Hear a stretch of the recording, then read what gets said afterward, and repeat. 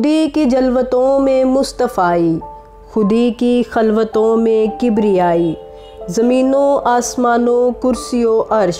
خودی کی زد میں ہے ساری خدائی۔ علامہ اقبال رحمۃ اللہ علیہ فرماتے ہیں،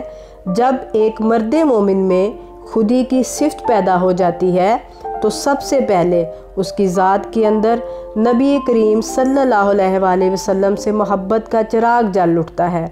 باطن روشن ہو جاتا ہے، اور اس کی ذات میں اس عشق کی بدولت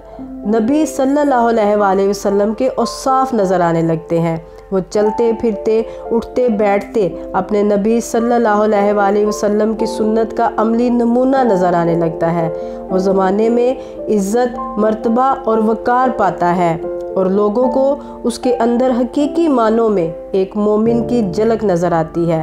جب وہ خودی کی معرفت سے مصطفیٰ صلی اللہ علیہ وآلہ وسلم کے دربار میں ایک نمایاں مقام پا لیتا ہے تو یہی خودی اس کائنات کے مالک حقیقی کی بارگاہ میں پیش کیے گئے سجدوں میں ایک نئی حلاوت اور مٹھاس پیدا کر دیتی ہے۔ سجدہ عشق کی علامت ہے، قرب کا اظہار ہے، رب کی عظمت کی نشانی ہے۔